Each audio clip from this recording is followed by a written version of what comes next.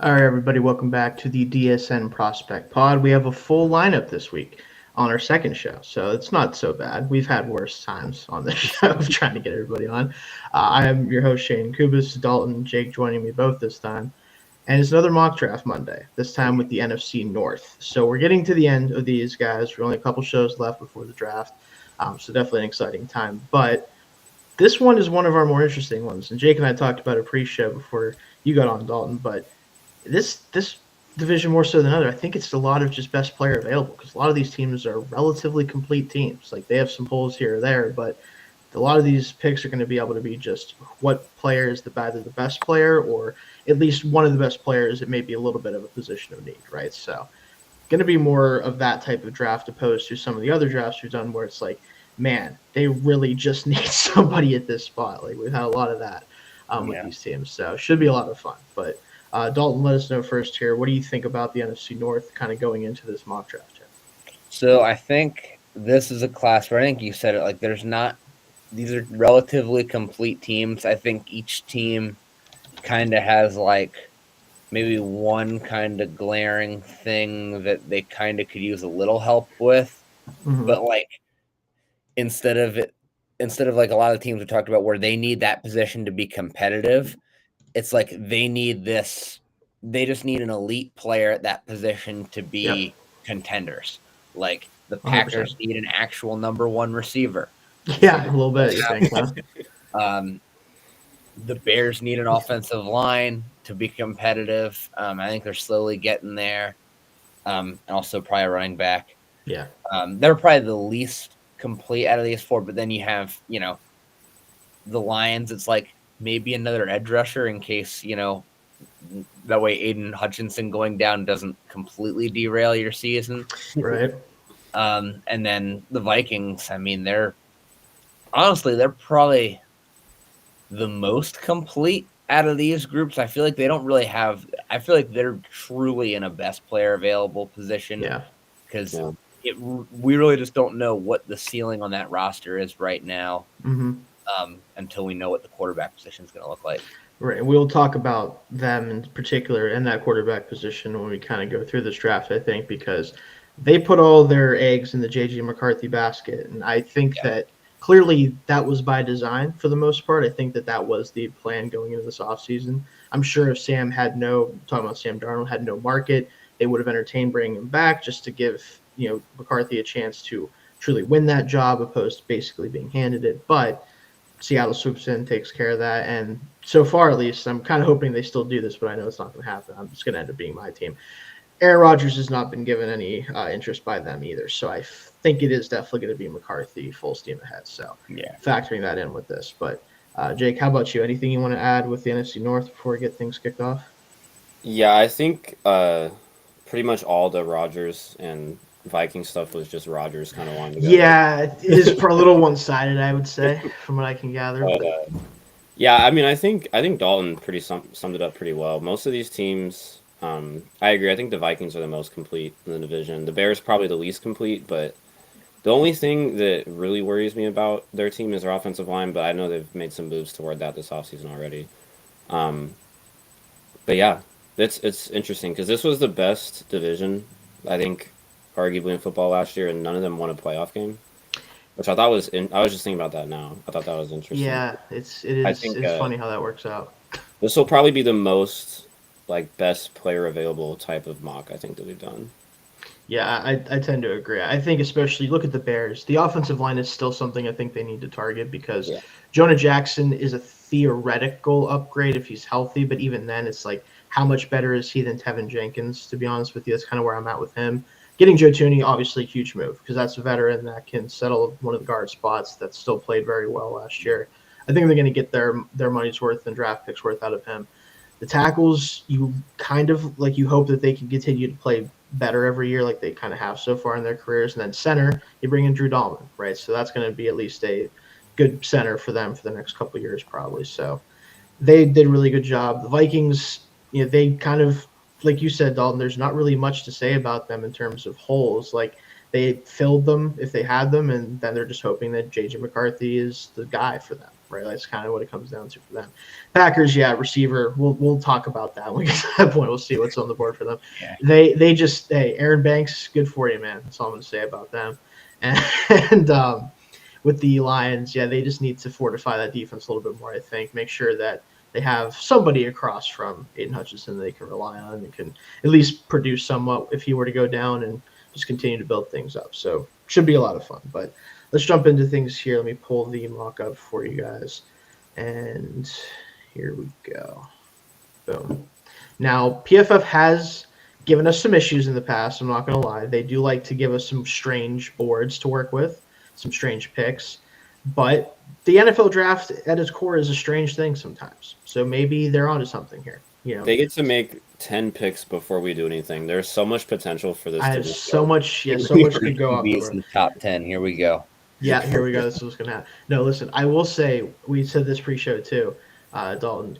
There is a high probability that I say, screw this, and we restart it like we did the last time we did this. So if that needs to happen, now it's a little bit different because I think the top 9 picks can play out a little bit weird, and I'm not going to stress about it, but hopefully we don't get anything too ridiculous. Let me put it that way. I mean, even PFF does that when they do their mock draft shows. This is With true. their own simulator. They keep doing that.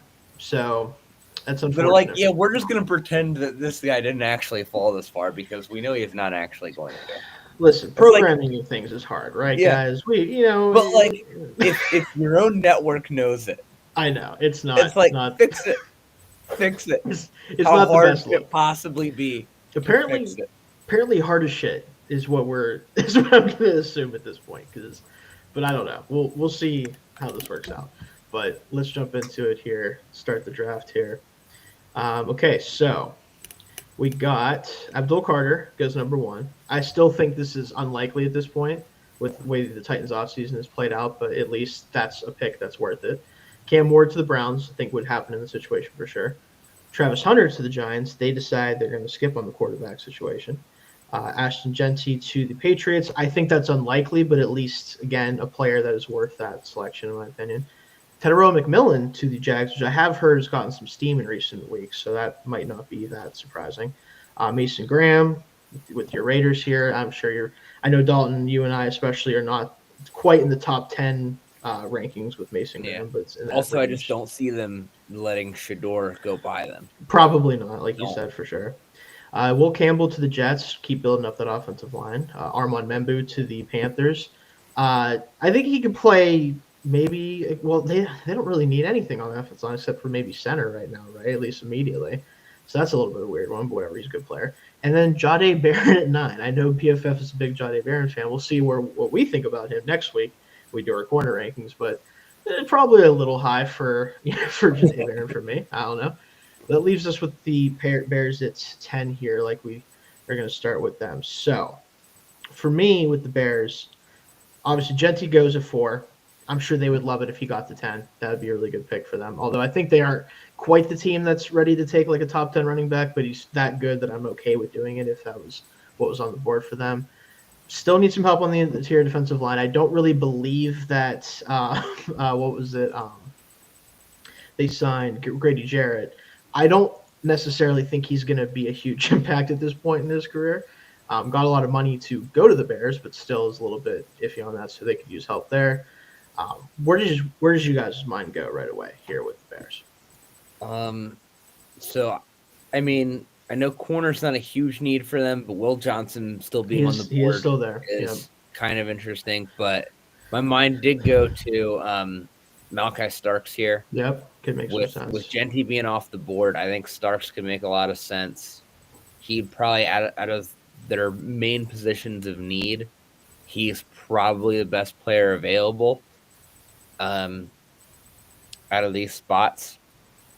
Because I don't think you would go Warren here just because they have Cole Kmet.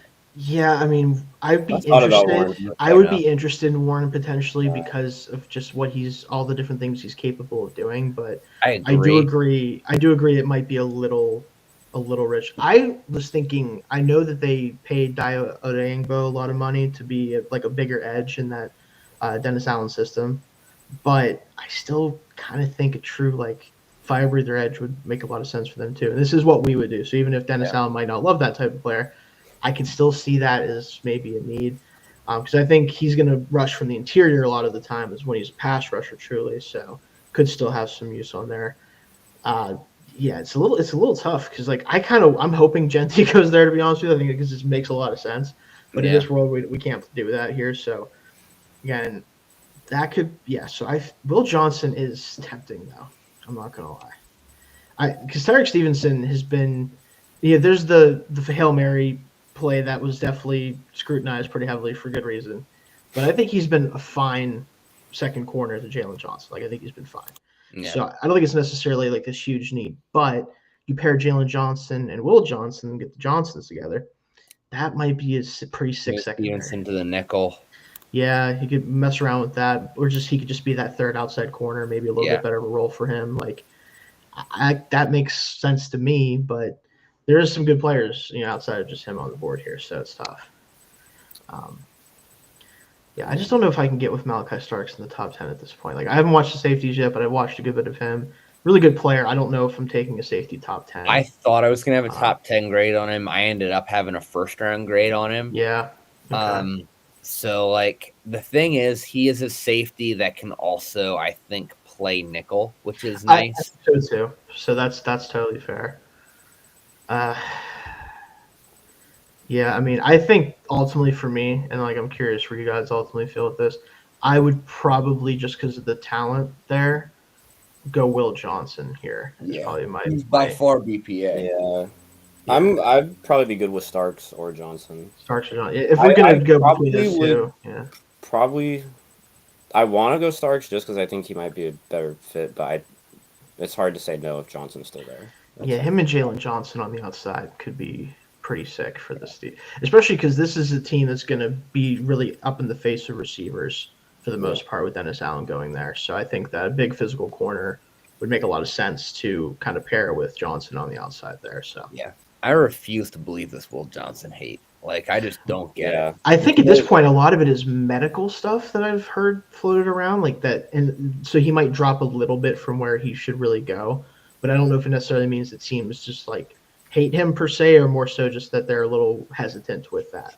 So, which we've seen guys do that in the past where they drop a little too far just because of injury history. So, but we'll see ultimately on draft day. But for us, I think we'll go Will Johnson here, guys. Yeah. Okay. Yeah. Let's see what we did here. Shedeur to the Steelers, but anyway. Come on, that would be great for the Steelers.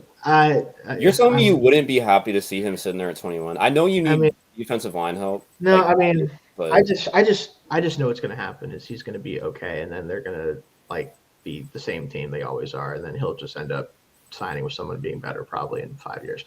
It is what it is. Anyway, I'm not worried about that right now. Warren to San Francisco. Yeah, Tyler Warren to San Francisco, sure, why not? Matthew Golden, I've seen this pick mocked a lot recently. Golden to the Cowboys, which with Golden is my receiver one at this point. I've mentioned several times, so I don't have a problem with that. Kenneth Grant to the Dolphins. Boy, do they need somebody at least that looks like him. I don't know if it has to be him, but definitely use him. John Campbell to the Colts here. Mike Green to the Falcons. That's been a popular. Donovan Ezraku, Malachi Starks. This also makes a lot of sense. This fit. Michael Williams to the Seahawks. Dude, how many number 2 edges can you have? Apparently, Seahawks can have too many. Jamar Stewart to the Bucks is something for sure. Amika Egbuka goes to the Broncos here. Makes a lot of sense. Again, Shedeur Sanders and Calvin Banks to the Chargers, presumably to play guard. Okay. I don't know. Whatever.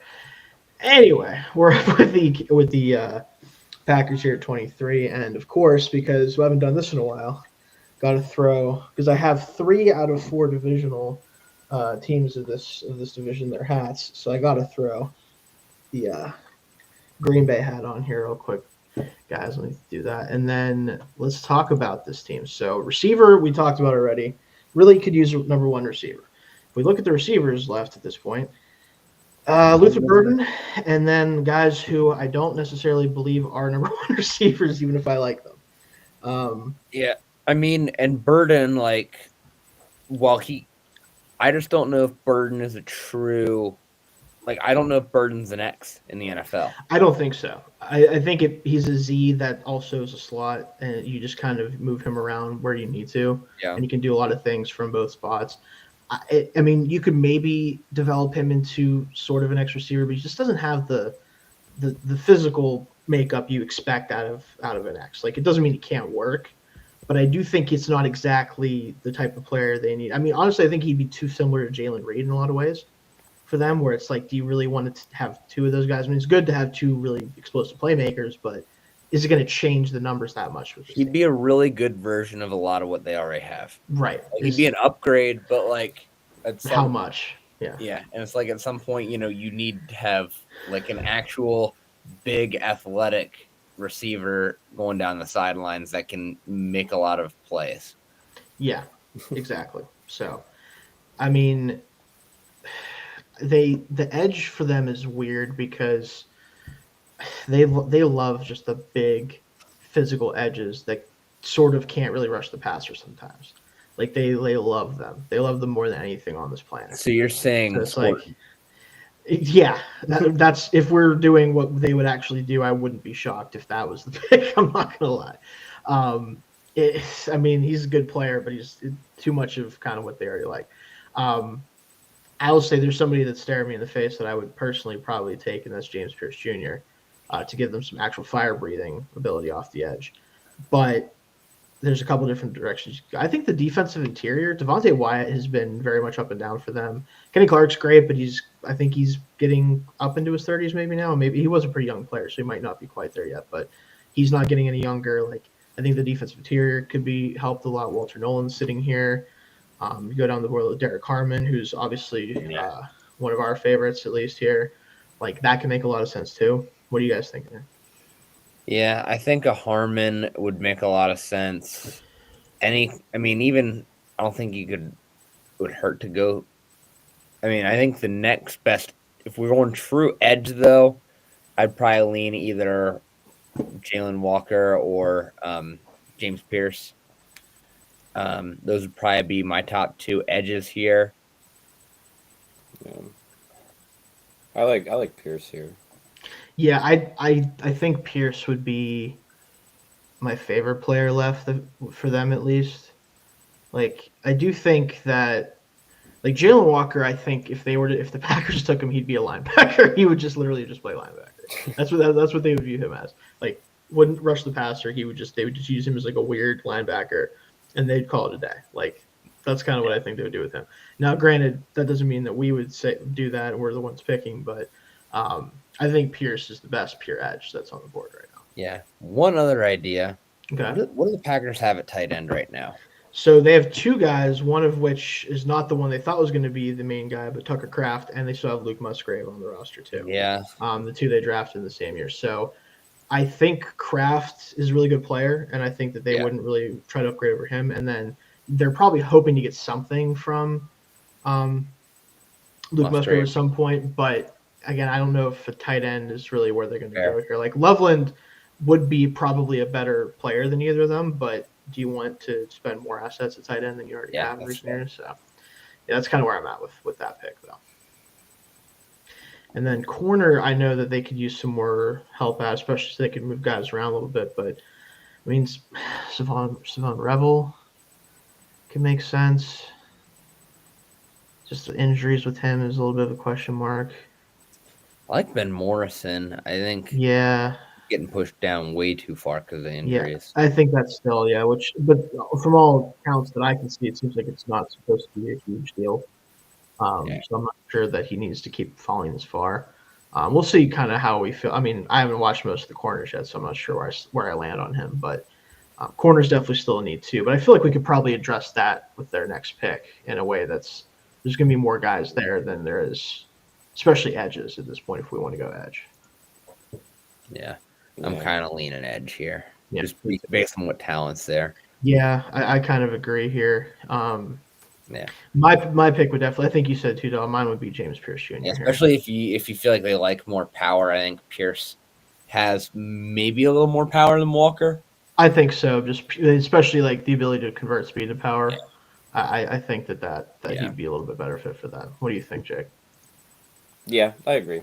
Okay, we'll go Okay, James Pierce Jr. I think here the then. second and third round there's going to be more Some, corners. some guys they can bring in because they did sign Nate Hobbs, who I think is going to probably play a little bit of inside out with them. Honestly, from what I've heard, so we'll see what that looks like.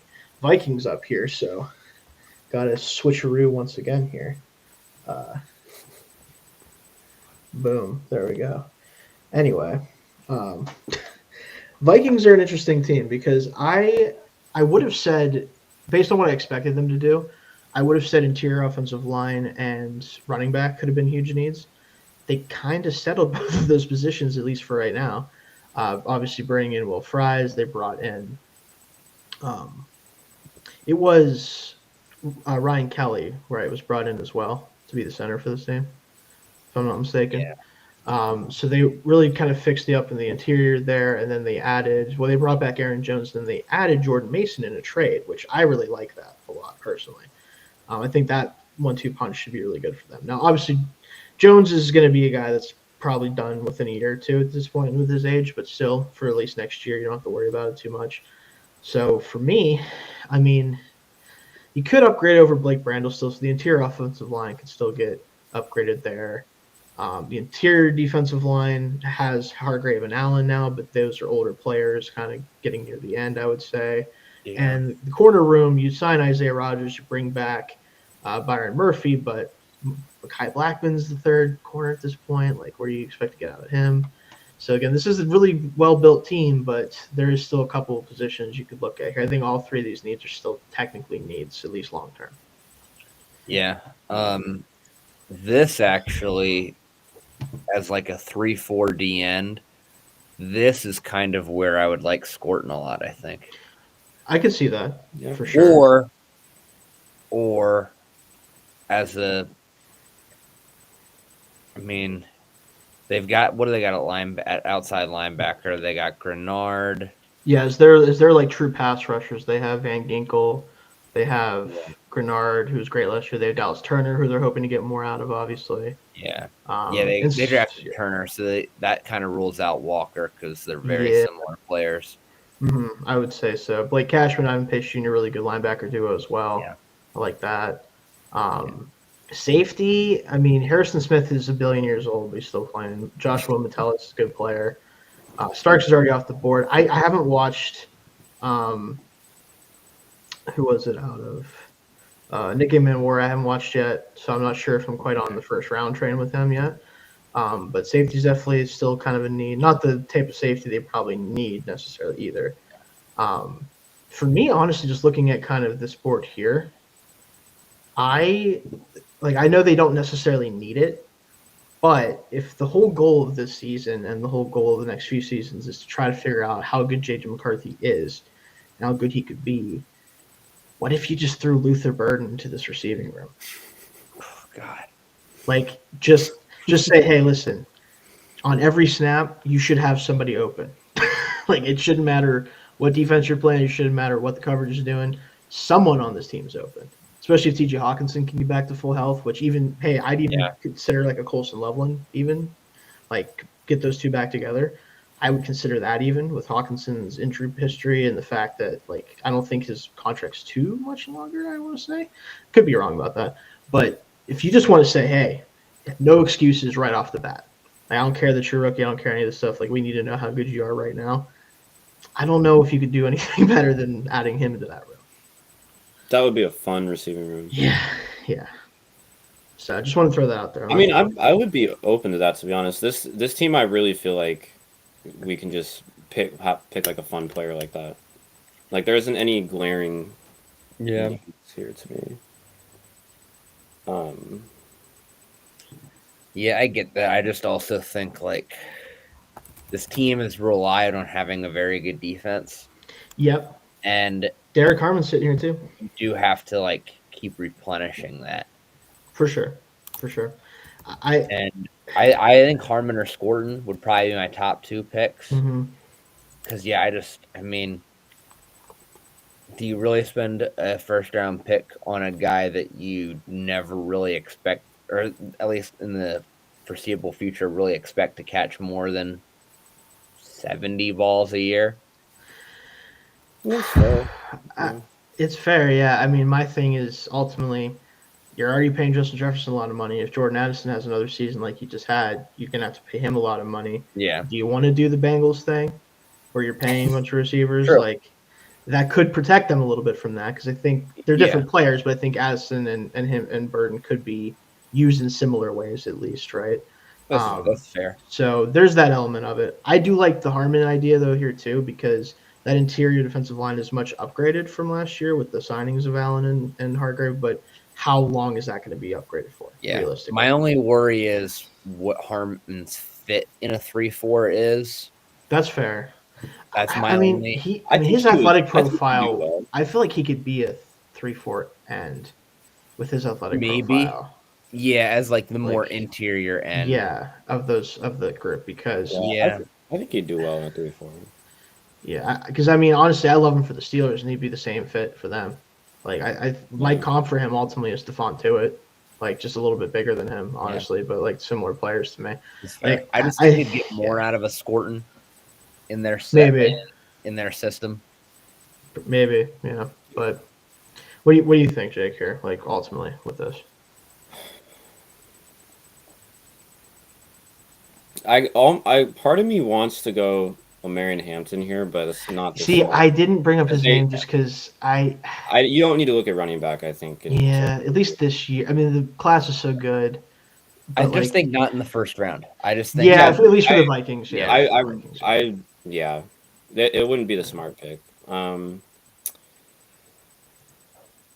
could get with Harmon here. It kind of feels like we're between Harmon and Scorton. I think is what my pick would be Harmon. I think you said Dalton, yours would be Scorton. So I think it's up to you, Jake. Which direction would you want to go with them here? I'll go Scorton. Scorton. Okay, let's grab him. All right, so throw him there. Have to get that weight back up, Nick, from the combine, but we'll see. And then we're back. We're up with the Ravens. Get out of here. Josh Simmons, the Texans. They better hope that that's what happens. I'll say the silly pick for the Ravens. Like, why? Hey, when Derrick Henry's done, he's gonna have another big, fast as shit back just to hand the ball off to. Why not? But that's what happens. This was Ravens do. They're like, oh, this player may not be technically the best. Technically the best position of need or whatever, or the best or the most impactful position technically. But he's a great player. We're just going to take him anyway. That's what the Ravens do. And Kyle Hamilton, Tyler Linderbaum, screw them anyway. Up with the Lions here now. We talked about edge for them already. Is a kind of a need. I think receiver is a sneaky need because as great as Amon St. Brown is, Tim Patrick came back for $4 million, which is good. He was good for them last year, but Jameson Williams just is so streaky. I just don't know what his deal is sometimes. That could be kind of a little bit of a need for them. I don't know. They're an interesting team here to kind of draft for at this point. Yeah, Luther Burton, or I know no one else is as high on him, but Isaiah Bond.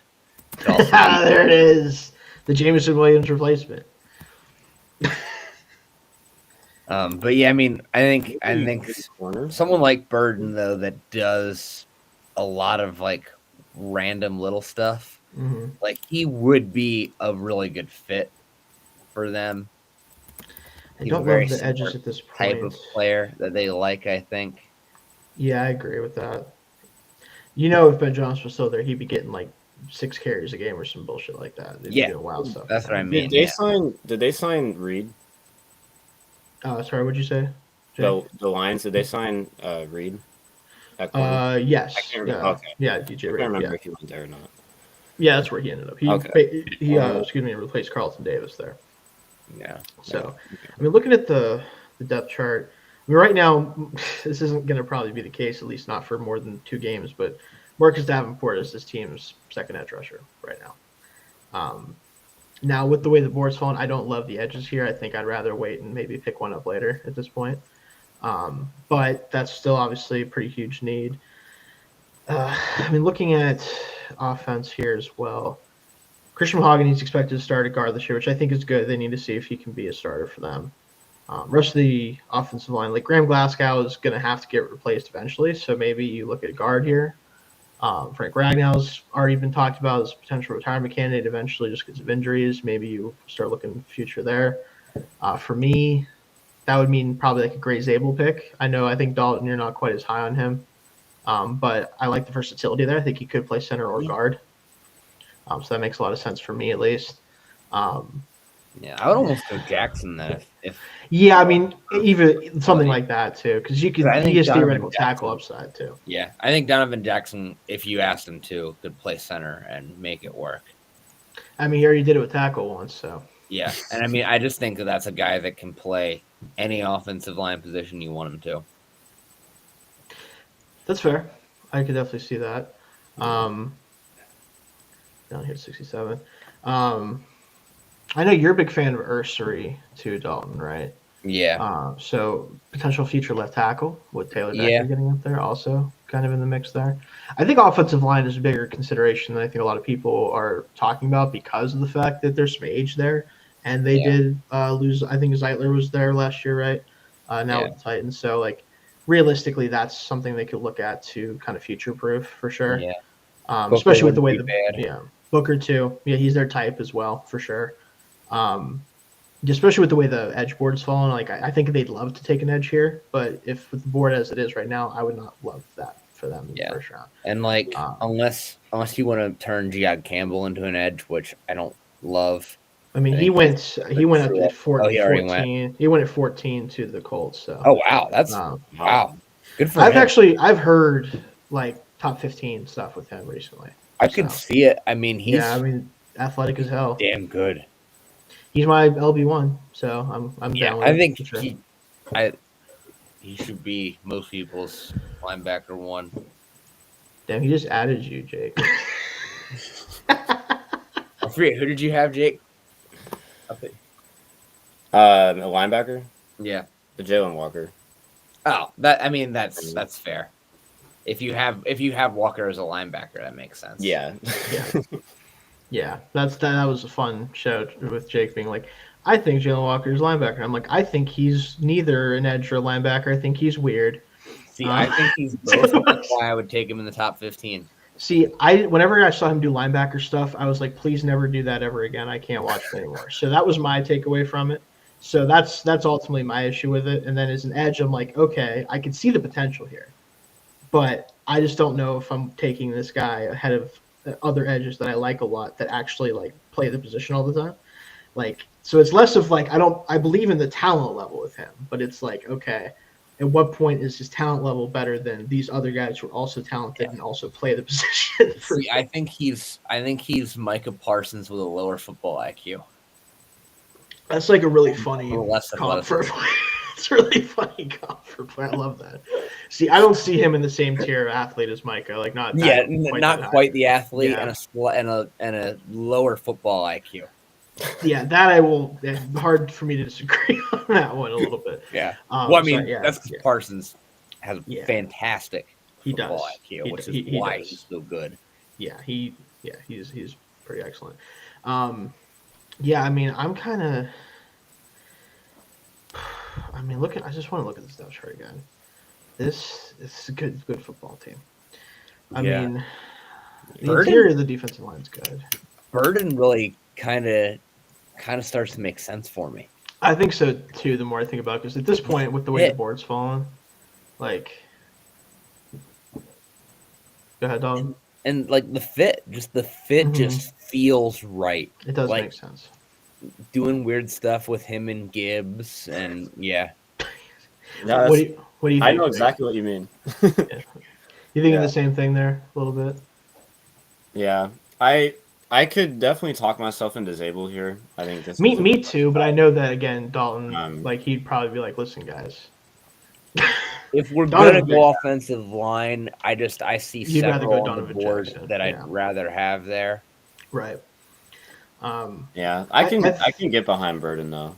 I think so too. I think that's kind of where I'm landing ultimately, just because I've seen a lot of him not going in the first round. I'm like, listen, guys, I know it's a little bit of a weird profile, but he's really good at playing football. Like, just figure something out. Like, a team like the Lions are going to take him, and then everyone's like, "Oh man, they did it again. What? Yep. What the hell? They What are keep we?" getting away with this. Right? It's like, man, we let Brian Branch happen again. Like, it's the same type of thing, I think. So let's get Burton on the board here. All right. So we got 2 picks coming up for the Bears. Bears are fun to mock for. They just are. Let's bring it back up here, see what we've missed so far. Walter Nolan to the Commanders definitely makes some sense with the loss of Jonathan Who Allen. did the Jaguars take in the first round? They Was it a took. receiver, or am I imagining things? It was Ted. Yeah, it was Ted. They took another receiver in the second round. Hey, you can't have enough, right? I like it. Colson Loveland to the Bills. They're like, screw it. One of these tight ends that are fast going to work out. I like the Tyler Booker to the Chiefs does actually make sense to me for sure. Yeah. Gray's able to the Eagles, which means he's going to be the best guard in football in 2 years because that's what happens with the Eagles. He'll probably play right guard right away and be awesome. And then Dalton's going to be like, damn it. The Raiders went D tackle 2 picks in a row. We love it. Hey, completely different players, though. At least there's that. Yeah. Now they have the best interior. The Raiders and Jaguars both went the same position. Like hey, both man. went. There you go. We love it. Josh Connerly to the Browns, I like. Derek Harmon playing next to Dex Lawrence. Give me that every day of the week.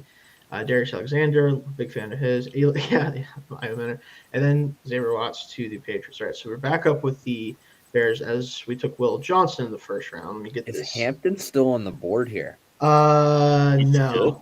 Oh, no, it's the Ravens. He went to the Ravens, the pick before our last one, yeah. So we have, like I said, Will Johnson's on the board here, or we took him off the board here. I do want to see who is left to run. Okay, all right, no. 63 average draft position. And it's like, if he didn't run at all this draft season, like he's slow. Him not running is such a red flag for me. Yeah, meanwhile, Xavier Strepo threw out a 4.83. I was about to say, like, over or under for Scotland. I think he's like a 4.68 guy. Yeah. Yeah. And that's honestly, again, with the way he plays, I get it. It's not the end of the world, but like, there's a reason he didn't run. Let's just be real about it, okay? So, but no, we're not going to be taking him here. Yeah. But I think running back is an option here. Defensive line is still an option here. There's guys still on the board here, I think. Tyleik Williams actually locate. Let me take a look at that depth chart again. Yeah, I think getting something other than running back kind of makes more sense here, just because you've got 2 picks here, and there's still going to be a very good running back available in 2 picks for sure. Yes, or even if we decide to wait later, there's still probably going to be a good one. Yeah, you know what I mean. Not saying we have to. I'm just saying like that's certainly an option here. I think so. Going safety, Nick. I wonder if they would entertain Nicky Manwari here at 439. Jaquan Brisker never plays, it feels like, or he's banged up all the time. He's kind of that bigger safety for them. That would make some sense. What D linemen are available? I think it's Tyleik and then Shamar Turner, Omar Norman Lott, Alfred Collins. Oh, you would love Alfred Collins, of course. Whoa, Vernon Broughton at 78. What in the world happened there? Still some guys there. Did you see Deion Walker's pro day results? I did not. It was not pretty. It was pretty. It was bad. Not good. I think it was like a 3-something RAS. I was surprised by that a little bit, honestly. Just throwing that out there. Yeah. Anyway. I just saw his name, like, oh, I forgot about that whole situation. No, but I like the idea of Tyleik Williams here with the defensive line. Alfred Collins too, honestly makes sense, both of them. Outside of that, I mean, so we're gonna wait on running back for sure. Nicky Manwari could be, like I said, could be an interesting one. Safety. Any other positions or just players you guys want to throw out there? For me, it's probably even Warrior or Tyleik. I think I could feel pretty confident in either of those two. Yeah, I mean, if we're gonna go defense here. I feel like we already helped out the secondary with Will Johnson, yeah. Will Johnson. If we're gonna go defensive line, if you guys want to go Tyleek, he's not. He'd be the next. He's not far down on my D line rankings. I know Alfred Collins would be your first guy here, but right? if you guys are higher on Tyleek, I'm good with that. I am a little bit. I mean, I think everyone from like I think on my list, if I remember, and I have to double check, but I think Tyleek get down to like 11 are in like not the same tier per se, but they're in the same grouping of like players that are either to me one dimensional or just don't have the full collection of skills that I'd like you to have as a defensive interior player. So I'm kind of on board with any of those types for them. But I think Williams in particular, like if you look what they have on the interior right now, it's a lot of pass rusher types right now. Yeah. And I don't know if there's anybody in that group that's a true run defender, at least in the way that you'd like them to be. So someone like him makes a lot of sense to me. Yeah. What do you think, Jake, between Tyleek and Collins? I'm a little higher on Tyleek. Yeah. So I'd probably lean there, but yeah. Yeah, I think that's good value for him at this point. Yeah. Too. And then Nicky Miller goes the next pick anyway.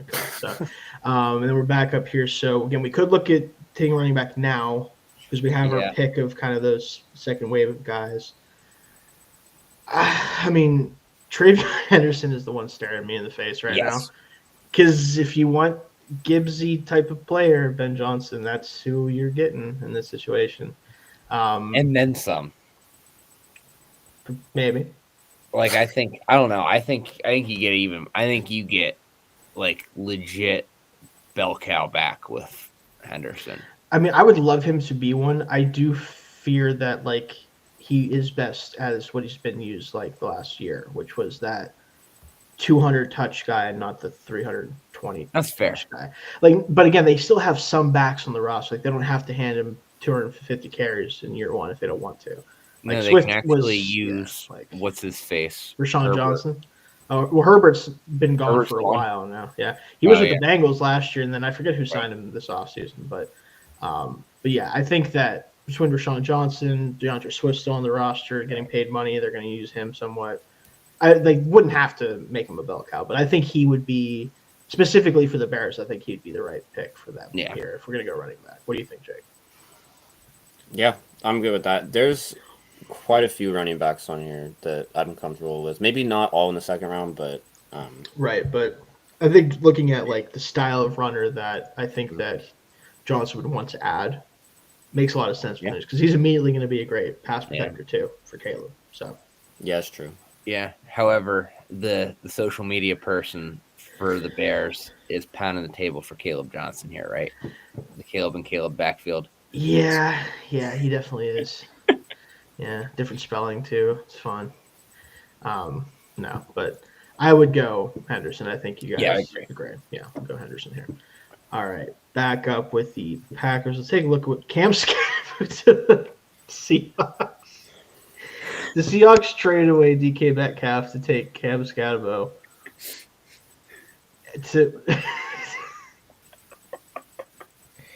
Yeah. All right. I don't understand him going one pick after Caleb Johnson. And I'm a huge Cam Scott. Yeah, he's like number 4 for me. So I get the hype, but like realistically, like I don't understand how he goes one pick after Caleb Johnson. I mean, if you believe he's 4th, I can see it in this range. If you believe he's for sure, 4th. Yeah. I just feel like I don't know. He's got the heart, guys. He's got the heart. It doesn't feel like I don't know.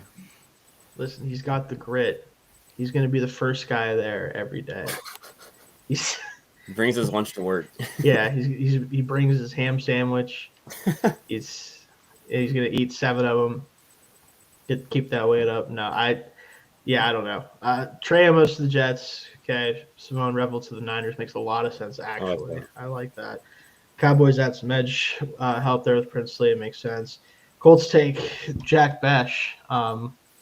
Hey, just keep getting the reliable receivers. Eventually, one of them will be able to catch slant routes from Richardson, right? Or maybe Daniel Jones. If Richardson can get them there. Yeah, if we'll see. Maxwell Hairston to the Falcons. More, I think we'll see what we think about him, but I think more his range. I know the first round hype is there, but I don't think that. JT to the Cardinals to Malone. Donovan Jackson back to back. Ohio State players. Hey, Dolphins are doing the thing this draft, guys. They're taking trench players. We love to see it. Hopefully they do that in the real draft. Carson Schwarzenegger to the Bengals. I like that. Landon Jackson. Again, how many number 2 edge rushers can the Seahawks have on the same roster?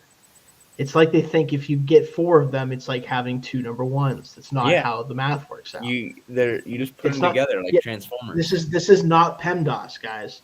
It's not what this is. We can't anyway. All right, I'm gonna not rant about it. Caleb Johnson to the Broncos makes actually.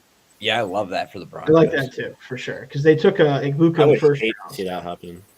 Like it would be, they would have such a boring offense, but it would be work. really good. Yeah, it'd be very good. good. A really good boring offense. Hey, what's better than that? A lot of stuff actually. But, Azrae Thomas to the Bucks makes some sense too, for sure. Help them out there. Back up with the Packers, guys. James Pierce Jr. is the first pick. Get some edge help here. Let's look at. I want to look at corner and receiver here. Yeah. Because there's nothing they like more than drafting receivers in the second round, guys. One of them has to be a number 1 eventually, right? Jaden Higgins, I like for sure here. Yeah. Big fan I also like. I think Trey Harris would be interesting. Trey Harris would make some sense too. Same idea of like the bigger bodied, like you hope can be like an X receiver, ideally for them. Yeah, I think he's one of the few at this point that has like a shot at actually like possibly emerging as like a true number 1, just because of his build. Right. Benjamin Morrison, Darren Porter sitting here too makes a lot of sense. I think one of these 4 players here makes more sense. I will say I have a higher grade on Higgins personally than Trey. I will say I think Trey Harris's potential is probably higher. Yeah, that's kind of why I like him doing this situation, just because Higgins, I feel like, just ends up becoming what's his name that they already have there. Like could be any of them. Yeah. Romeo Doubs, whatever. I mean, I think Higgins is just an overall better player than anybody they have in that room, especially potential-wise. Especially he's got more size than some of those guys too. But I will say, like, the reason I had Trey Harris a little bit lower on my ultimate receiver rankings is because how much of the production and everything was because of the offense he played in, and how much of it was him just being that much better than his competition. Because there was a lot against lower competition, admittedly. Doesn't make it unimpressive necessarily, but I think there is a little bit of a wild card there with him, whereas with Higgins, I think he was more consistently productive against pretty much everybody he played against. So it's more of a like boom or bust type of thing, which for them, I do agree makes sense because they need somebody to become a number 1. Yeah. And Harris does have that potential, but where you got at with it, Jake? Yeah, Shayne, I probably lean towards you. I think I'm a little bit bigger of a fan of Higgins here. Yeah, I'm more confident that he's going to be a good player, but like we've been saying with the Packers, like same thing with the Seahawks in this draft. How many it does feel a bit number like 2s can you have? Just another Romeo Doubs or something like that. I could get behind Harris as well here. I do think he has a little bit more potential. Yeah. I could get behind that as well. I just think Higgins might be more ready to contribute immediately, but I could understand Harris also. Yeah. If you guys don't want to go receiver, I think Ben Morrison sitting here would be a very good value. I think Morrison was going to be the other name I bring up because receiver, as much as I think both Higgins and Harris could potentially be what they're missing in the receiver room, there's a chance it just ends up being the same thing they always do, which is just a number 2 receiver that gets lost in the shuffle or is just the same as everyone else. Morrison, I think, presents a more of a chance to actually find an upgrade over what they have with what they currently have in their secondary. So Yeah. I do like Porter. I've started to watch him a little bit. He is a little raw for a player that's older because of his background is kind of insane, but one of one athlete. Like he's ridiculous as an athlete, but I think Morrison is more of a outside of the injury questions, which seem to be kind of not as big of a deal as we were worried it might be, is definitely a more experienced player and a player that is probably more sound of a corner at this point. So I'd be fine with Morrison here too. Yeah. Yeah. Yeah, I can definitely find that. Okay, I think just to avoid the meme of the Packers drafting second round receivers, I don't know we'll if they take can Morrison. afford to have another one. I mean, Everyone's they're going to try. Yeah. Plus, Harris might be their third round anyways. He might be. He Honestly. legitimately might be. Yeah, I'm wondering where teams fall with him. Can always get a Xavier Restrepo in the 5th round now. Yeah, there you go. So Braden Swinson goes to the Chargers next year. Demetrius Knight Jr. goes to the Buffalo Bills. Jack Sawyer to the Panthers. Jake knows what I think about Jack Sawyer. So Quinshon Judkins to the Texans. Future proofing that room makes some sense, I think, for sure. They still should probably just take every offensive lineman that's on the board, frankly, based on their offseason that they had.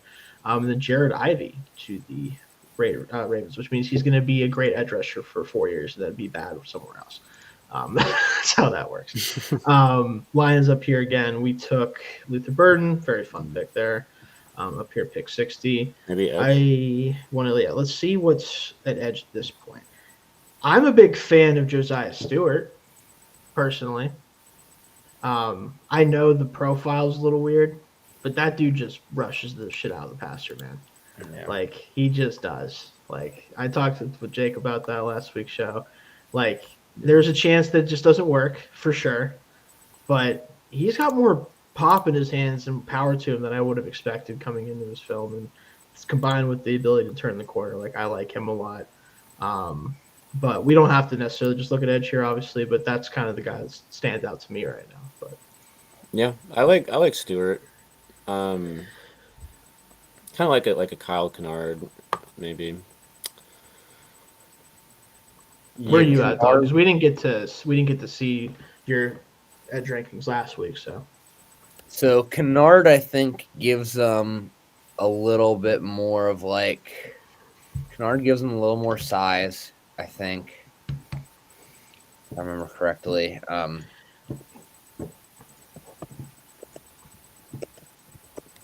And then I don't know. I mean, I haven't gotten too far into the Josiah Stewart tape, but I do like what he brings to the table as a pure pass rusher. Yeah, like I think because of Hutchinson's deal, where it's like if you were to go down, he at least might give you some pass rush juice in that room or something. And you also have a complete player like Hutchinson on the other side as well, so that you don't necessarily need another.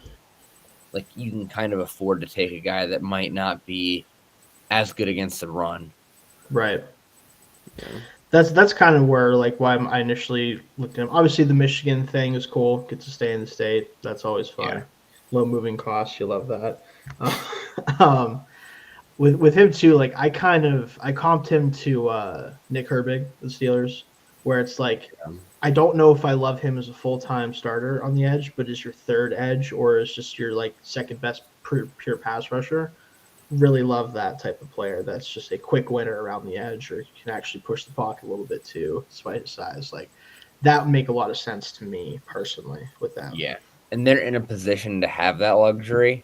Yeah. Where they can kind of make a big swing like that. I mean, I think I probably have Kennard a little higher overall as a player, but for Detroit, I could see Stewart making a lot of sense here. What do you think, Jake? Yeah, I view Kennard and Stewart very similar in terms of my ranking, so I could go either way. I'll maybe lean Stewart. Okay. Yeah, I mean, for what it's worth, I had Kennard a little bit farther down. I just don't know if he's like I don't know if he's ever going to be more than like a 3, personally. And Stewart's kind of in the same boat, but just for different reasons. I think that Stewart's got more pass rush juice, and Kennard has more like 3-down versatility, I would say. So for the Lions, I'd probably lean that real pass rush juice to actually try to inject a little bit of firepower off the other side of the edge there. So good Josiah Stewart here. Michigan connection, love that. Alfred Collins of the Saints, fun. Xavier Scrippo to the Eagles. Ooh. All right. Whatever, man. Interesting one. Jay Diggins to the find a Commanders. way to make it work. They would. That's the thing, right? Like, oh, this guy ran 4.83. He can't be that slow. We'll just take him anyway. Jaden Diggins to the Commanders. I love that. Another Bills tight end. Oh, Bills have 4 tight ends now. Woo! This is a PFF masterclass, right? It is. Darren Porter feels like that's what would happen. Jackson Dart to the Giants. Yeah, white quarterback. Yeah. That's what they would do for sure. After passing on Shadur. yeah, for sure. Yeah. Returner to the Chiefs as well. Ariante Ursary to the to the Browns here, which if I'm not mistaken, who did the Browns draft at 33? If it will scroll properly. Why won't you scroll properly? There we go. Josh Connerly, so 2 tackles. The Browns. I mean, granted, the Browns need like a billion offensive linemen, so whatever. Omar Norman Lott, the 3rd defensive interior player for the Raiders. They will have the best interior defensive line, or they will be terrible. We don't know which one yet. Dalton doesn't. I don't even know if he's recognized that yet. What's that? The Raiders took another interior defensive lineman, Omar Norman Lott, at 68. Nice. We love it. Ozzie Trapillo for the Patriots makes sense for sure. Just, I know. Don't worry about what it. are you doing, PFF? Yeah, I don't know. CJ West getting a bump here. There's like 5 teams that are just drafting for one position only. And we love it. It's helpful for sure. It's not like it's weird or anything. Anyway, Bears up again. They got a bunch of high-profile Big Ten players so far. Will Johnson, Tyler Williams, Travion Henderson. Will we continue? Which, honestly, now that I think about it, it's a little bit ironic because if I'm not mistaken, the man in charge, like kind of their football operations, someone is like the former Big Ten commissioner, I think. Maybe I'm making that up. Someone can maybe let me know that, but I'm pretty sure that was the case. I can't remember his name right now. That's the thing. But I'm pretty sure that's true. But you could tell me if I'm wrong, so we'll see. But anyway, I think that's pretty funny. Looking at Bears here. Let's see. Jordan Kevin Burch. Oh, yeah. Okay. Yep. Yeah. I think that's right. You're right. Am I right about that? Yeah. I don't remember why I know that. Who cares? Anyway, looking at the board here, there is one player that's sticking out to me because of Dennis Allen being the defensive coordinator here with Jordan Burch, the edge out of Oregon.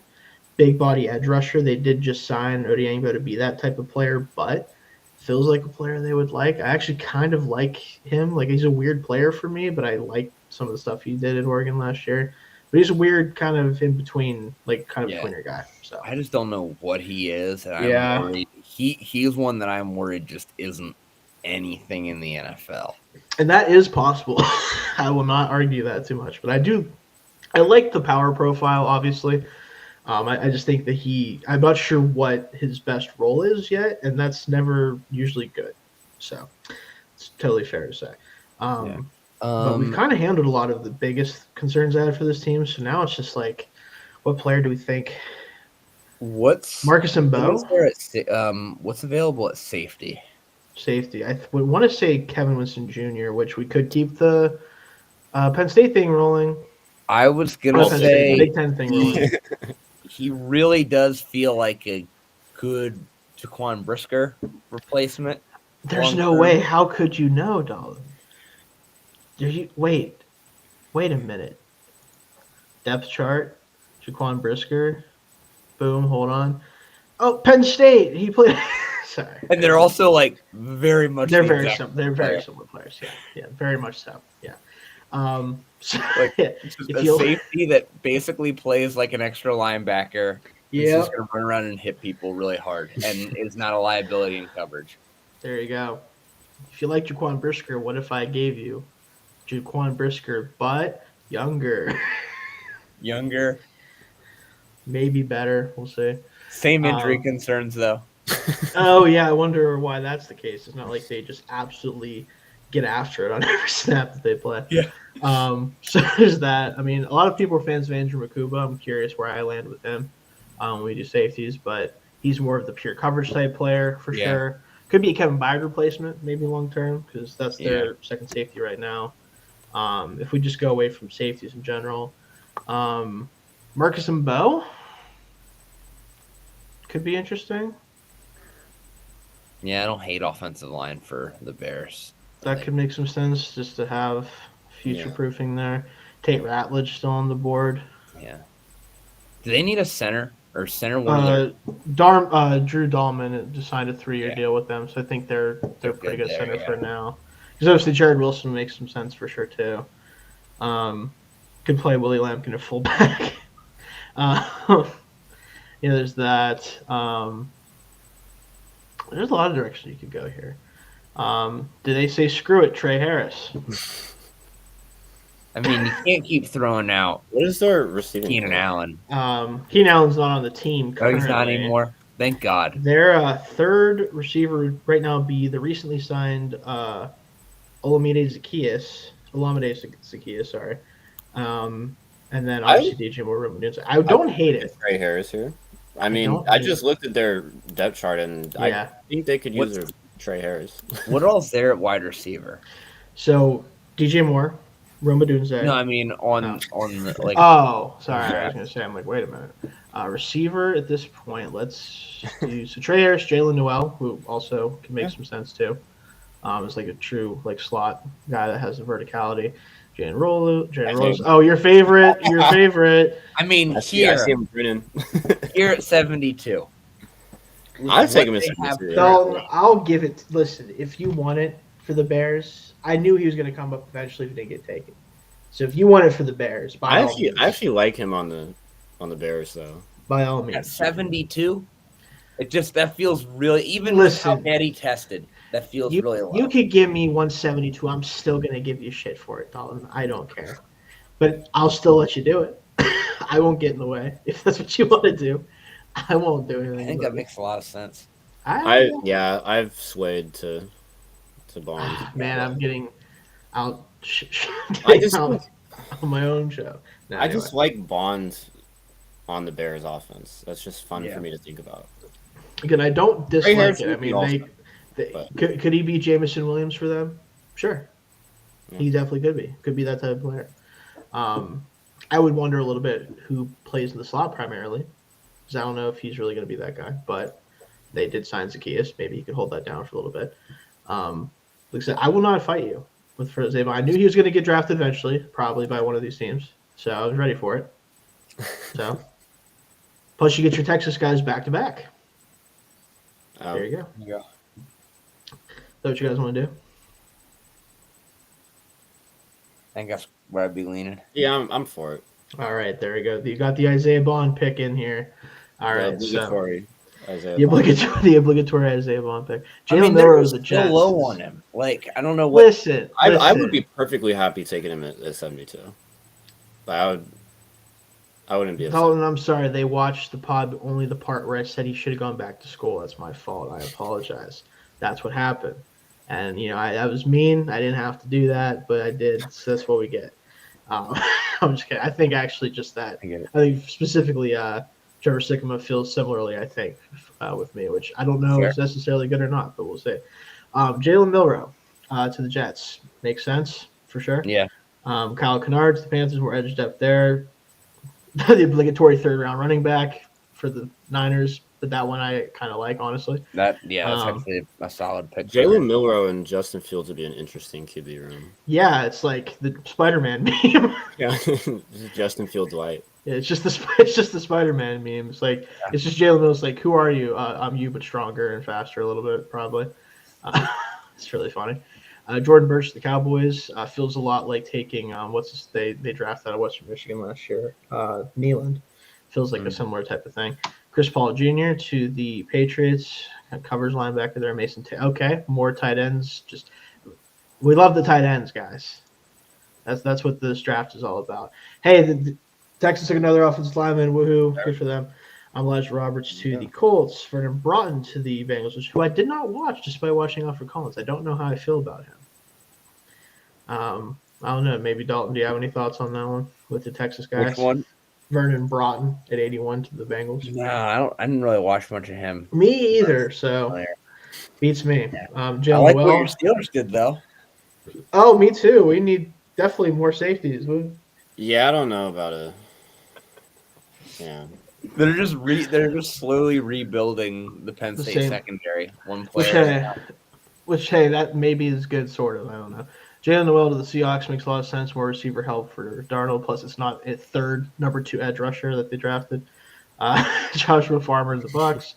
Trey Harris. The Broncos are kind of killing it a little bit. I hate this Broncos draft as a Raider fan. Not gonna lie.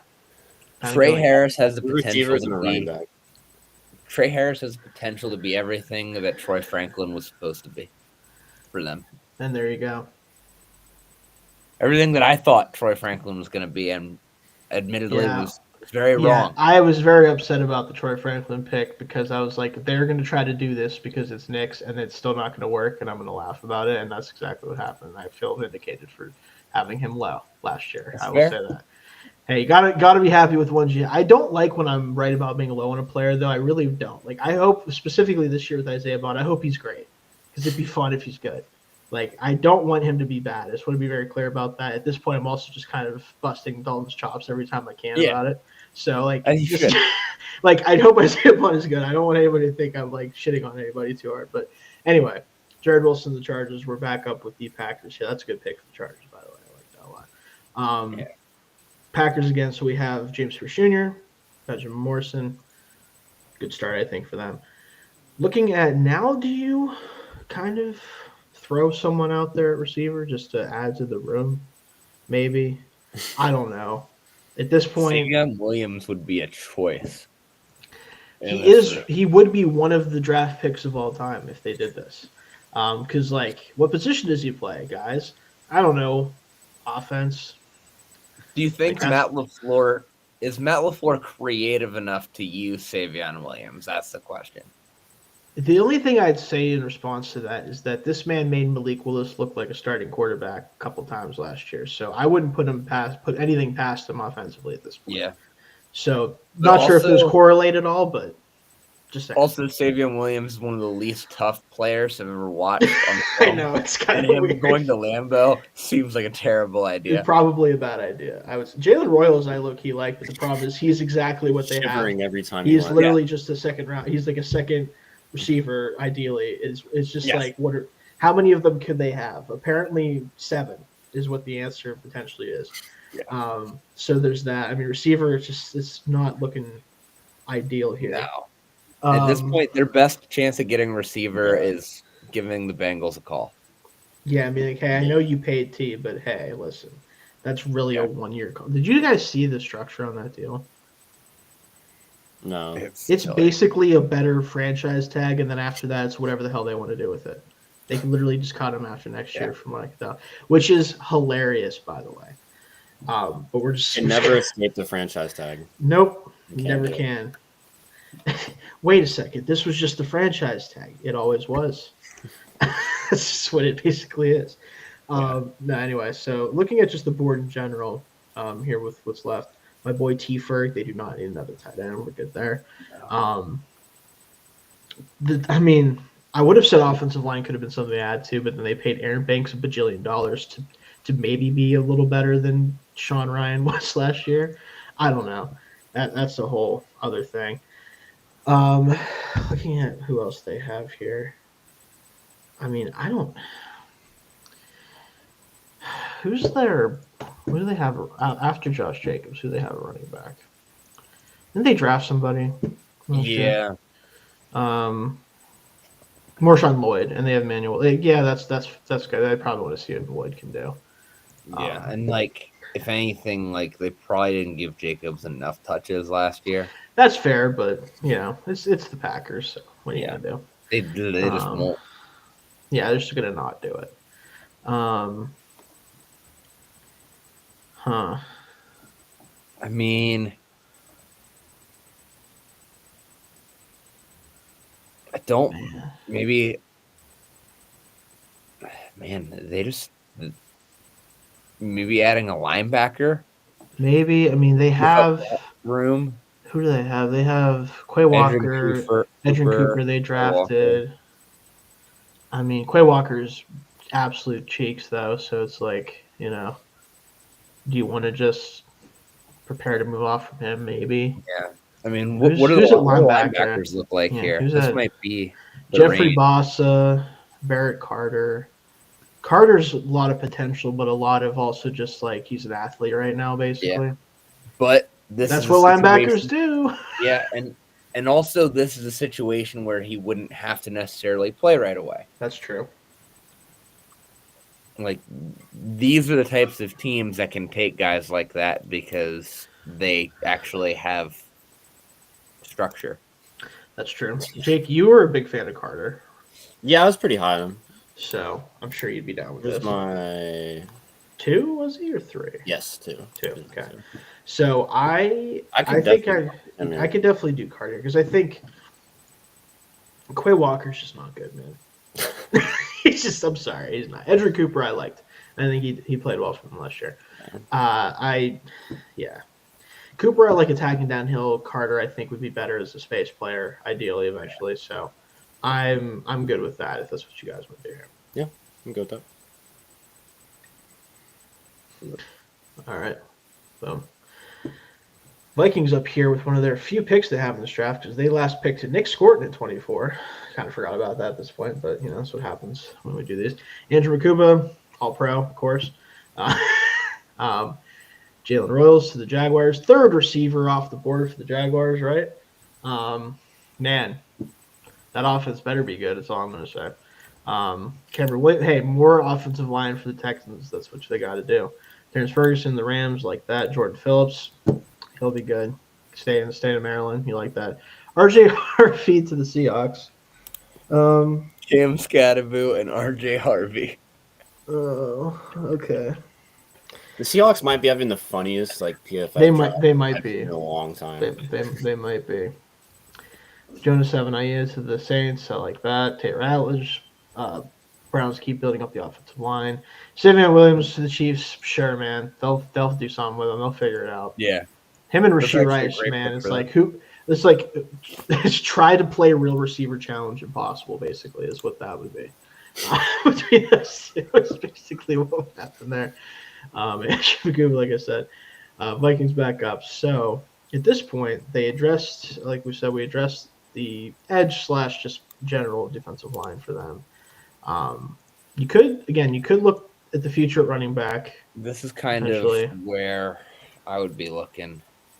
Could look at defensive backs still too. They did bring in he's on the Jordan Mason. Yeah, I mentioned earlier Jordan Mason. They brought in to pair with Aaron Jones, but Aaron Jones 1-year deal, I think, right? Also, maybe like a Devin Neal, maybe.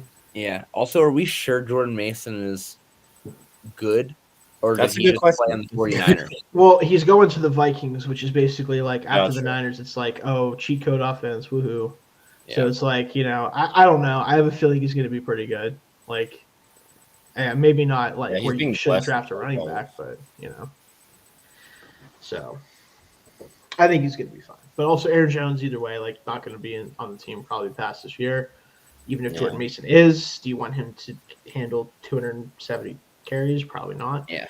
I think just looking at Neil, running back. If you did want a true 3-down back, is Ollie Gordon still on the board?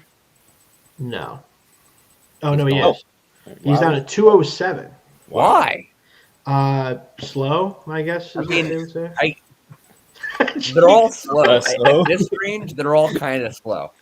I mean, there's one guy you can't say. Well, a couple guys you can't say that about. Definitely not Jaden Blue. Definitely not Bashal Tootin. Yeah. Rashard Smith. Those guys are barely running backs. Marcus Jones. I can keep going. Taj Brooks somehow ran. Okay, this is way too early, but I would like a Jordan James fit on the Vikings, but not in the third round. But yeah. I low key like Maybe I a don't fourth. know how early I'm willing to take Bashal Tutin, but like it's kind of be fun to replace Aaron Jones with Bashal Tutin as like a home run threat with George Mason. Kind of like the idea of that, but I also don't know how good he really is, except for like zone run, go Burr. So Yeah. which Honestly, I don't know. With where the running backs are, I don't know if I like running back here. Just not because, like, Maybe necessarily. another round. Which like with the Vikings, the problem is Oh, they don't have it. we don't have another we don't have a pick. fourth round pick. I Oh, don't Yeah. know. okay. So Um, yeah, But if then we're gonna maybe take a you just running wait. back, yeah, maybe we just don't be the ones to do it. You know what I Yeah. mean? I'd love if the thing would work. Cool. All right. Anyway, so if we're not gonna do running back here, then I think secondary is what I'd be looking at here. Let's see who's here. So Lathan Ransom, Sebastian Castro, Dorian Strong, maybe Jacob Parrish Sebastian had a really good. Castro as the replacement to what's his name? Can't Blanking. bind him. I'm Yeah, talking or about or I Harrison. guess Harrison Smith. Yeah, Yeah, still trucking along at what 35. yeah. Oh, We should I place I'm don't him know. with surprised that he another turned white 35. safety. He is 36 now. Oh. He is also listed as the free safety, which that's not going to happen. I'll be honest with you there. Um, Billy Bowman Jr. I haven't watched the safeties much yet, but he could be fine. Man, this is tough for them. I kind of like. I feel like Byron Murphy did he play mostly in the slot last year still, or did he step outside a lot of the year because of just the need? Because I could see like a Jacob Parrish being a really good fit as a slot for them too, maybe. Yeah, I could see that. I'm not sure with that because Mekhi Blackman, if he's healthy and actually good, Murphy'd probably play in the slot most of the year. But I don't know. What are you guys thinking there? Yeah, I don't know. I haven't watched enough of the safeties to really have a good Yeah, idea it's kind of. where everyone would fit here. But Mm-hmm. I'm gonna go Devin Neal. That's your That's what I'm throwing gonna out do. there. All right. Yeah. I wanted to check something. Yeah. Okay. yeah. Well, Oh yeah, that would probably be that. That's probably the pick here for me. Wyatt Milam. Yeah, probably. Let me look back where I had him. I like But the I think idea of Charles Grant here too because of the athletic profile, but Milam's the yeah, better player right now for sure. yeah. I had an early second grade on Milam, so like this would I think be really good value, and I think they're kind of in a BPA position at this point. Yeah, I had an early third on him, so this is still really good value for me too. What do you think, Jake? Yeah, I could get behind Milam here. I don't really know what to do right here, if I could be honest with you. Because like I do like the idea of adding a back, but like with the way the backs have come off the board and the fact there's still so Yeah. many that are in the same tier, like I know we're not going to be the ones to make the pick, but they probably can get somebody. They would. Like they probably could. And realistically, like you look at the depth chart right now, obviously Brad O'Neill, you love him and Durasaw together, assuming they can stay healthy. Ryan Kelly's there for the next. I think it was a 2-year deal or 3-year deal. Will Fries goes there on a huge deal. Blake Brandel though, like you're saying we can't upgrade Blake Brandel potentially. I don't know. Yeah, maybe no offense to the Blake Brandels of the world, but I feel like Wyatt Milam is probably a pretty good player to add here. Yeah. Yeah. Okay. Yeah. Boom. There we go. Probably smarter than another running back. Yeah, probably. What are you gonna do?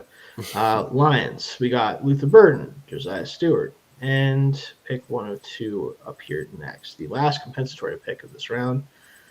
For me, I mean, what's the receivers looking like? Mr. 156. What did he weigh? What was it? 157. Not enough. That's the answer. Not enough. Not enough. Oy. Get him off the board. Anyway, no. Receiver would make some sense here, though. I don't know who I'd prefer in this group. I'd probably go Forrest for receiver, maybe. I don't know. I think There's you're really- kind of set there. I Personally. mean, my thing is, if you look at the depth chart, which I'm about to, Tim Patrick is the starting wide receiver on this team right now. Good player, but older. You know that whole thing. St. Brown, obviously great. Jameson Williams, Khalif Raymond. That's about it. Yeah. So I think adding a What receiver at receiver some point makes sense. Do you but- like? Yeah. I mean, of this group, let me pull up something real quick because I'm not smart enough to do this before the show. I also don't mind just some defensive depth, like just somewhere on the front seven. Yeah, you could definitely do that too. There is. Okay, so I'm gonna pull this up. But if we let me look at that real quick here too. Let's just take a look at kind of what's out there. D-line, edge, linebacker, like anything. They could say screw it and just take the 6'7" guy, even though apparently he can't do anything right now. I mean, Well, I heard his back was like broken or something last year. Makes sense. His weird build, I feel like he would have spinal issues. That's fair. No offense. But No offense, but your when you look at, spine. when you're built that way, like when you're that was just a tall, funny sentence to say. when you're that tall, but like Spinal issue. built the way you are, it just, I don't know. I can see it being hard on the spine. I'm watching You this- look like a guy that's got a I wonder what spine these. that's not I wonder what ideal. these scouts think of me. Yeah, Dion Walker just scrolling late at night on Spinal YouTube. issues? Like, that Dion guy looks like his spine hurts, bro. I mean, Carrying all that weight And at that to be size. fair, love Deion Walker. I'm very Yeah. high on him. Yeah, Dalton says this as he's like, but no, I like you. He's though. already Don't- turned us off. Yeah, he's like, screw these guys. For the I'm same, never- like he looks like Yeah, with but his spinal build, issues. he's gonna have the same type of injury issues that like a lot of NBA players have, that are like 7 foot and athletic. Like, yeah, Right. your knees just weren't meant to work. You're right. Your knees weren't meant to work. Great way to leave that off. Joel Embiid. Yeah, the Joel Embiid of the NFL draft. God, that could be taken a lot of ways. Yeah, With this, I would take Jamari Caldwell if I was going to take a defensive interior, pure nose tackle type. I mean, they have DJ Reader on the roster still right now, but he's 30 something. DJ Reader, he is. Oh, he's only. I thought I could have sworn he was like 32. He's 30. So I mean, not necessarily over the hill or anything quite yet, but what I was going to see though was who was my highest ranked receiver left personally. I want to say it was. I think it'd be Pat Bryant. I want to say.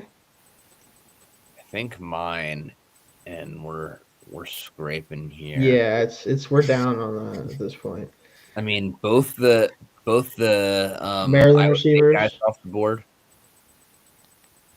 Were you talking about the Maryland receivers? I said both the Iowa State guys Oh, are off Iowa. the board, right? Yeah, they are. Yeah, they're both off the board. Yeah. Yeah, at this point, are both the Maryland receivers off the board? They're both on the board. Felton's on the board and Prather because they're down in the 190s and 200s. I think Prather might be my highest rated guy here.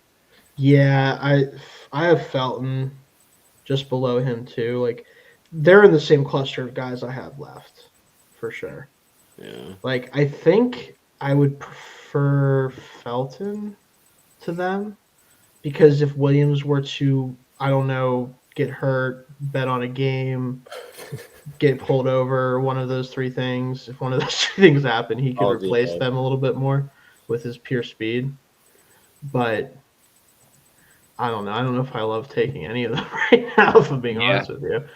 I mean, Man. I think you could, like, I could justify, like, I have a 4th round grade on, like, guys like that on Prather, but What about, Prather like, Damian next- Martinez to replace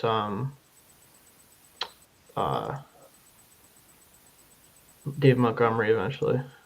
Pair with Gibbs. I kind of like the idea of that, actually. He feels like a lion. That I didn't really watch him. Yeah, I did after the running backs because for some reason I was just like, I'm not watching Damian Martinez right now. And low-key, 3rd round grade for me. He's a weird player because he's super patient, but then also just breaks like every tackle, basically, it feels like. And I'm like, okay, I kind of like that. Gives me a little bit of not nearly as good, but like Le'Veon Bell vibes in the way that he's like very meticulous with how he runs. And it's interesting. Like, I don't really know what fit is best for him, but I could see him being a good Lion because of the fact that he'd be a good complement to Gibbs with the power profile. Plus, cannot play on 3rd downs. 100% don't put him on the field, and that's why you won't have to with Gibbs there. So Neal's already gone, right? Devin Neal, I would like Devin Neal too. If you were gonna go running back over, I would have Devin Yes, Neal over but him that's- personally, but I was looking just pure fit wise, like. I just see. Yeah, I don't know. I actually like Neal's fit, especially like the idea of like a good patient back with some vision. Yeah, I also you won't just get any arguments haven't from really me. watched much of Martinez. Yeah, to- but admittedly. personally, I would go front 7 here. I would go defense here. What's left at linebacker? Jeffrey Bossa, Not Jack bad, just Kaiser. another body. Could get run defense king Kobe. We can Um, just never let him cover anyone ever. Nope, don't let him cover the grass, anything, the lines on the field. Maybe if a team, maybe a 6th offensive lineman. I don't know, man. These offensive linemen are getting athletic, Dalton. I don't know. I don't know. It might be a little bit of a tough matchup. I think Penei Sewell would cook his ass right now, personally. The dude for the Chargers that they send out. Will Dissly? Oh. Yeah. Or no, the defensive lineman. Oh, Matlock. Yeah, that they send out there. Yeah. No, I think personally he gets cooked, I think, actually. I don't know. Gets cooked. JJ Pegues, or however you say his last name, cooks him JJ also. Pejue cooks him also. Absolutely gets cooked in the flat for no reason. I cannot wait to see what a team does with him in the NFL. I would just say go forward. Yeah. Just run through the line. If you take a step back when the receiver or running back is not past you already, you will be fired from your job. Yeah. That's what I'd probably tell him. But I don't know. We're taking a long time for pick 1 and 2, but it's getting to that point where it's like, man, what is the thing? I'm gonna just pick Devin Neal for me personally. That's what I'm saying at this point. You guys what I did with the Vikings like earlier this round. You guys convinced me Devin Neal is the better fit at running back, so I'm good with it. My pick would be if you want to go running back, we'll go Neal. Okay. If we're not going running back, though, I feel like you had something you wanted to say. I mean, I would have probably good defense. I think my pick would be Walker here. But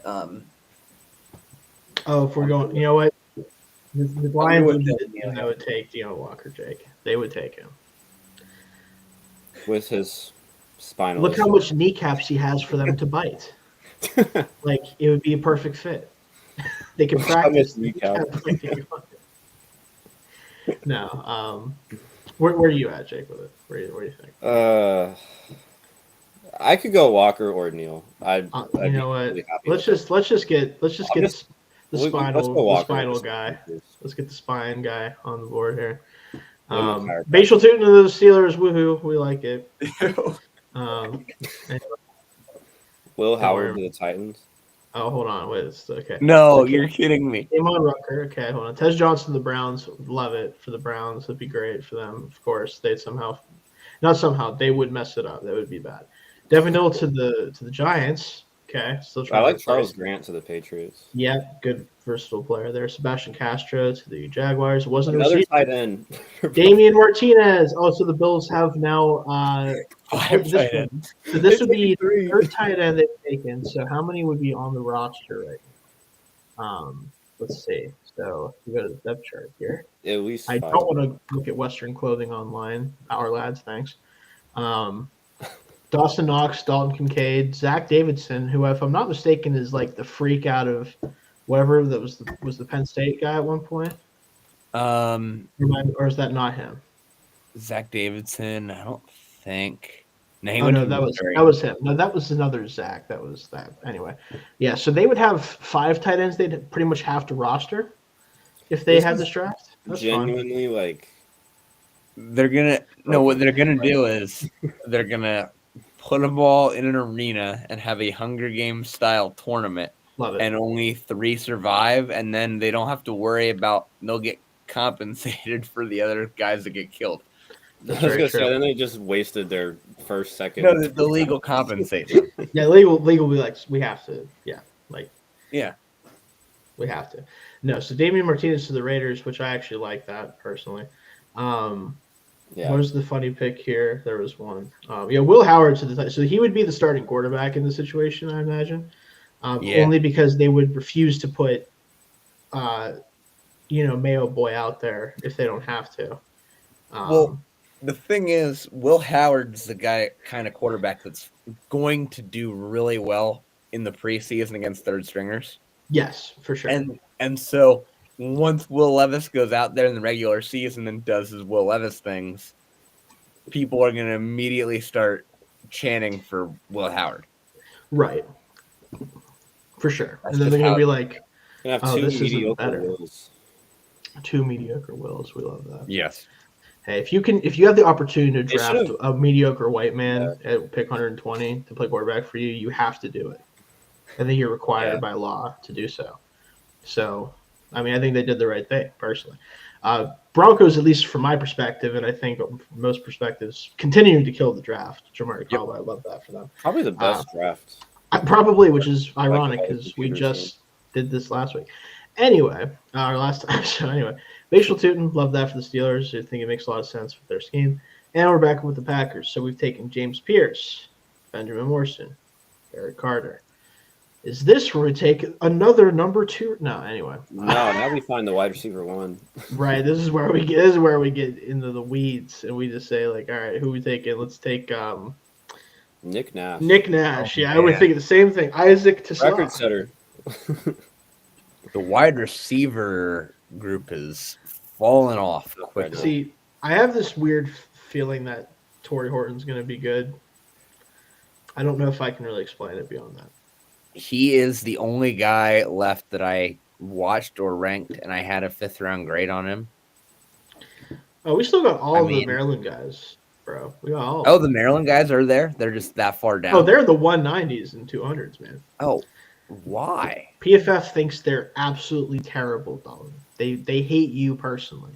Between those two and Isaiah Bond, they are anti-Dalton agenda over at PFF. So, I like Prather. I don't know. Jake, I just love his takeoff. That's fair. I'm a fan of Prather. I don't. All right. I feel like it's just another like slightly above average receiver there. So, but I don't really. Oh no, we got to take Julian Fleming, guys. What are we talking about?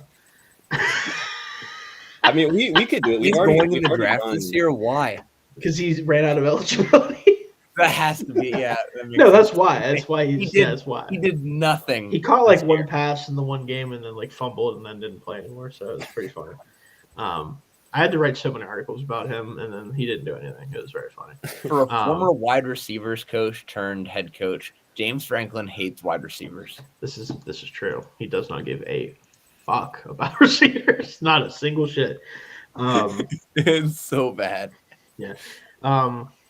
Again, I like Kyle. I need to watch more of him because I didn't watch him for the receivers throwback when we did. But Kyle Williams has had a good process. I'm curious, where I end up with him because he's going to be on my list. So is to Slaw. A couple of these other guys I need to watch more. I almost don't even want to watch Dante Thornton Jr. because I know what it's going to be. You know what I mean? It's just going to be, hey, how many post routes can you run in Tennessee's offense? That's literally what it's going to be, I feel like, right? Like, it can't be anything other than that. But I don't know. We'll see. I don't know. What's the secondary looking like? Oh, go ahead, Dalton. I was going to say, my case for Prather is simply that out of these guys, he does have an X build at 6'3", 210. Sold. No. Anyway, okay. And he does have he does have the acceleration and speed, I think, to possibly be that guy, and he does stem the routes well. It's just a matter of, releases and body catching. That's a lot of little things he's still kind of raw on. But I do think if you were trying to take a flyer on somebody that you think could maybe be a sleeper, he'd be the guy. But I'm also very much okay with just saying, yeah, we're just not going to worry about receiver right now. We're just going to keep doing what we're doing. Well, I don't know about you, Jake, but I'm sold. Yeah, I heard X receiver buy-ons. Yep. Sold. I mean, we've gone defense the first 3 rounds for them, so which is definitely on brand. Yeah, maybe he'll be the wide receiver one. Maybe he is the man who's promised from up north or east. Anyway, Gaten Prather. Lions 130. So we got Luther Burden, Josiah Stewart, Deion Walker. That's a collection of guys for sure. Traits. So, this is all about those traits. All about the traits. I mean, hey, we have a chance to draft a mediocre white man at quarterback also to be the. No, I'm just kidding. Looking at the board at this point. Thing is, you joke about Riley Leonard, and I'm not saying him per se. Hey, he was my QB4 for 2 days, and then I was like, never mind, actually. You do, at some point, have to think about the future of quarterback, unless, you got Hendon. Well, then I'm taking Kyle McCord if that's the case, personally, with the guys that are left. Yeah. Tyler Shuck. Okay, the thing with Tyler Shuck is that he's probably 4 years younger than Jared Goff. Is that I'm convinced that Tyler Shuck is paying certain people to like Louis Riddick. I've heard talk about Tyler Shuck probably 7 times during this draft cycle. I get it. The tapes. No, I get it. So I think if you want to go QB, 4th round for him, I don't think that's. Yeah, but can you call Tyler Shuck the quarterback of the future? No, he's so old. And if he's not someone you would really want for Kyle McCord. Even somebody who I think is just absolutely horrendous in Quinn Ewers. He's at least younger. I also think with Tyler Shuck, the problem with him and why he's talked about so much is because one very weird story, right? Just a funny thing to talk about. This man backed up Justin Herbert. It's really funny to think about that. Every time you say that, I still can't. Right? And I'm it's real, though. You can look at it, and it's true. But either way, it's also that when this quarterback class is as kind of mid as this one is, someone has to be talked about eventually, though. And you can't just keep talking about Cam Ward and Shedeur Sanders because everybody knows that already. And Jalen Milroe has small hands and can't throw the ball accurately, so they don't want to talk about him anymore. And so, I don't know. It feels like someone has to get talked about. That's my takeaway. Not that he doesn't have good tape, but if we do go quarterback here as potential long-term backup / maybe one-day starter, I would go McCord personally. That's fair. If we did that, mine would be Ewers, but again, just because you can develop him. Maybe. Listen, if Dalton ends up being on the Texas payroll at some point, we find out, I would love that for him. That's what I'm saying. But I'm also very okay with him as a PR machine. Sorry, Dalton, go ahead. I'm also very okay with just not taking a quarterback. Oh, yeah, me either. I just thought it was funny that I just had to throw it out there about Riley. Yeah. The fact that Riley Leonard is still on, again, this is someone who, for a minute was you know what? I like the rushing. I was so down with the quarterback class. But you know what? You can run a little bit. I'll put him at QB4. That's where we were at one point. I'm no longer at that point. I've kind of come to be like some of these other guys have grown on me enough where I'm like, all right, these are quarterbacks. You know, what I mean? Like, I we think can do that. Riley Leonard is Fat Taysom Hill. That's awesome. That's what he is. I think Riley Leonard is 2023 Daniel Jones. That's what I think it is. Where he's like big, tall, athletic, but can't actually play quarterback. But I think Jones is a significantly better passer than Riley Leonard. That's why I said specifically 2023 Daniel Jones. Yeah, gotcha. That's why I specified that Daniel Jones. What a depressing player comparison right there. I know. I feel terrible to do it even, honestly, but that's what I see. Daniel Jones, but a worse passer. It's pretty like it's just the bad passing version of Daniel Jones, which is specifically 2023.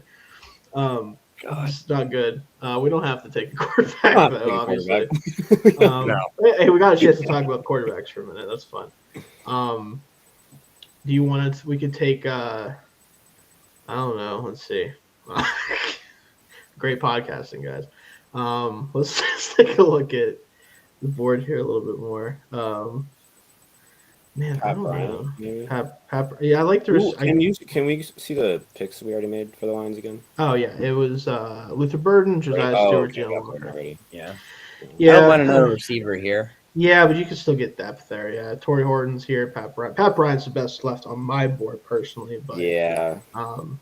Mine's still got Ty Felton here. Yeah, we got Felton still here. Oh, yeah, Felton.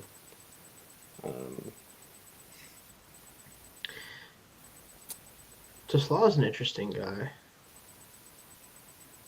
Didn't have much production, but the traits are kind of crazy. And they have just been traits.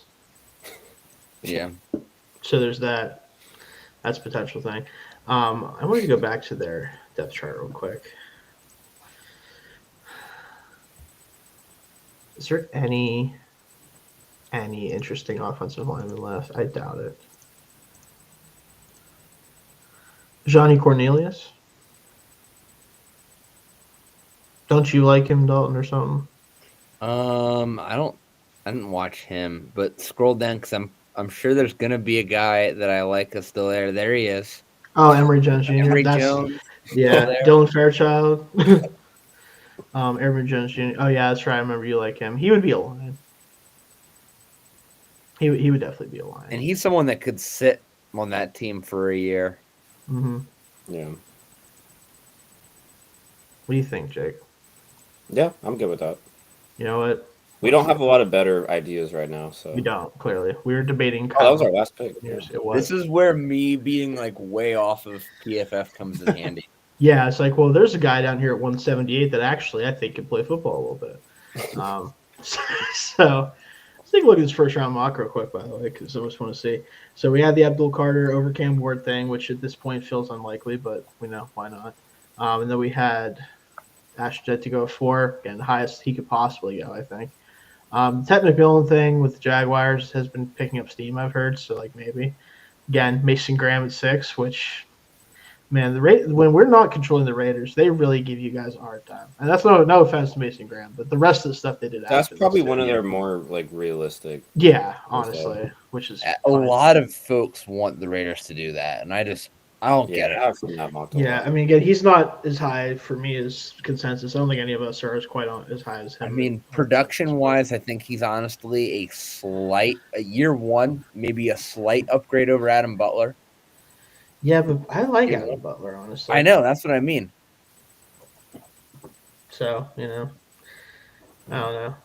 Jalen Walker to the Rams is weird to me a little bit, honestly.